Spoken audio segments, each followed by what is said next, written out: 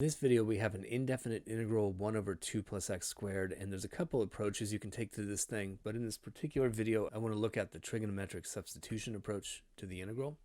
So this denominator fits the form of a constant plus a variable thing squared, and the trig identity we're trying to exploit here is going to be 1 plus tangent squared theta is equal to secant squared theta.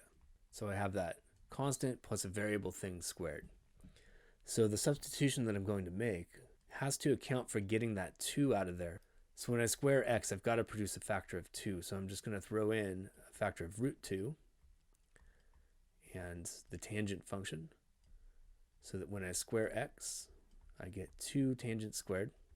And then the next step would be to get rid of the 2 by factoring it out. I also need to transform the differential, dx, and the derivative of tangent is secant squared.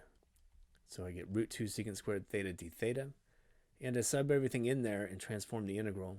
And I can pull a root 2 out of the numerator, and I can pull a 2 out of the denominator. And I'm left with a secant squared theta in the numerator and a 1 plus tangent squared theta in the denominator. That 1 plus tangent squared then becomes a secant squared theta. This is the moment where we use our trig identity. But that one cancels the 1 in the numerator, so things are getting really simple.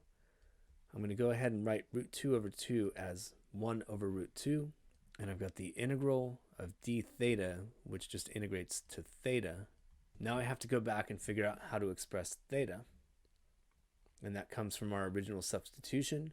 Solving for theta, I have x over root 2 is equal to tangent theta, which means theta is the inverse tangent of x over root 2.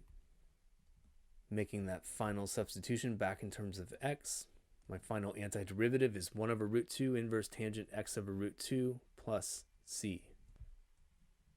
If you find the math content on Zach's Lab helpful, click on the Zach's Lab logo on the right to browse playlists and subscribe to the channel. I produce dozens of new videos per month, and subscribing is the easiest way to find new content. Thanks for watching.